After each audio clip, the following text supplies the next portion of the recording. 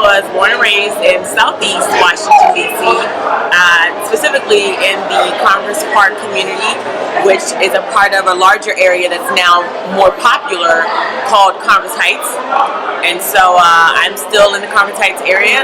I'm still in my Congress Park community, very active, and working to make an impact. I just got published in a magazine, Neuro Magazine, with Tamika Mallory. We did a walkthrough of the community, and I remember times growing up where maybe growing up wasn't a reality. I remember times when I knew I had to fight and I didn't want to fight. I remember times where we would experience homicides one after another, and you never knew what day or the hour that a bullet might have your name on it. And then I remember times where I saw myself evolving. I saw myself beyond the limits of my community, of beyond confinements of what people thought of me as being another statistic in a broken community. And so you definitely have the best of both experiences there. So essentially the role of the ANC Commissioner is to advise local and federal government on the needs of our constituents. Whether that be on local political matters or as far as different policies that may come on the docket, all the way down to, trash services, neighborhood services. And we were in a very unique position where we were taking on a little bit of a larger issues like human trafficking, public safety in that realm, human trafficking. We had very, very tough issues then, as we still do now. It wasn't a new issue. It was just very, heavily penetrated in our areas, on top of violence in the community, on top of severe homelessness, on top of severe drug use. And so we had a very unique area where all of these things were heavily impacting us at the same time, which is similar for other, black communities that were redlined, essentially, that are now opportunity zones. The challenges that we're facing, specifically in communities like ours, is that the poor consistently gets poorer, where the opportunities are not equally available to them, and the wealthy gets wealthy. And so gentrification isn't really about the color of your skin, even though that is a component of it, but it's about the ability to bring resources to an area where the people who live there don't have that financial backing. So a lot of people will say, well, we need the diversity, we need the additional income, we need the middle range, middle income dwellers to live here, so that our property value can increase, so that we can attract greater amenities. And with that happening, simultaneously, we had a responsibility to put safe spaces or nest eggs in place to ensure that those who were not as well off or not as financially stable didn't get left behind. And I think that's where we really dropped the ball. Like right now, we should see financial literacy courses in every high school.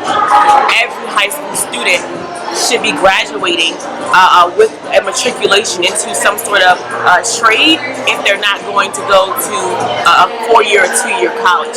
And even then, there should be a partnership agreement with all of our local construction entities. All of our local business chains should be looking to hire our students matriculating from our programs.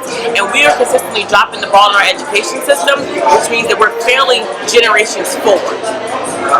Displacement is a historical trauma when you look at black people being uprooted from our native land. And so by the time you find a space to settle and dwell, you're looking to have grounding and some footing in that space that you can look back to as being a part of your identity. And it also struggles with the identity crisis of not having a permanent home, not having permanent grounding. And so here you find people who are just scattered with no real foundation, and displacement is assisting that. The comprehensive plan is a document that hadn't been modified in 20 years. So 20 years ago, when the Office of Zoning, the Office of Planning, the Office of Economic Development, and the mayor at the administration at the time. I really want to say it happened kind of really heavily under Anthony Williams, where you saw drones coming in around the city. They were mapping out the layout, mapping the landscape, deciding where space was available to put different establishments and facilities. And so what you see today is 20 years in the making. And so they knew they wanted to shut down certain,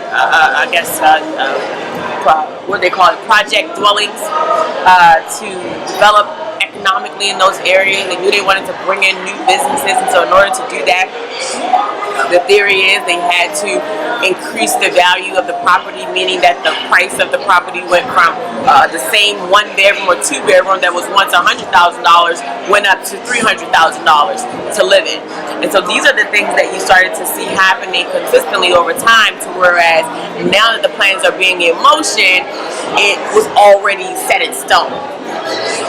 One of the big projects we did was an art exhibit, working with a photographer. She calls herself the visual voice for the people, Dee Dwyer. It's called the Chocolate City Experience. It was a big opening day where we had images of what Chocolate City looked like, particularly from my neighborhood all the way to Upper Northwest. And the whole idea around that was preserving African American history, preserving Black history. And then we went from that exhibit, then traveled to Upper Northwest with an exhibit called Reparations Realized, where we sat down with the curator of that event, Muse Fire, who decided that we wanted to visualize what restoration and reparations look like for Black people who have endured the greatest crimes against humanity in this country. And so that has been an ongoing initiative, in addition to participating in a documentary called What Happened to Chocolate City. That was a huge opportunity that's still revolving and still touring. And so there are several initiatives. I believe the Anacostia Museum is also one that's supporting and working with us on the documentary of African American history and preservation. Another campaign that we did was about Don't Mute My Health, which was a food justice campaign.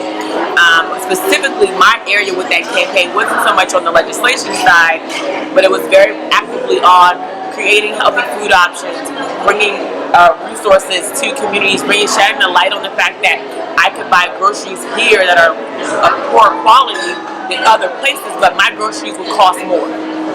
So yes, there are several initiatives around preservation of history. Best thing you can do is Google Mumbo Sauce, Welcome to DC. It is a beautiful introduction to our city. It combines our music, our culture. It combines the soul, the essence, the beauty, the pain. It creates a sense of homeness, and to always remember that, you know, they always have a place to go back to while some of us don't. Welcome to DC.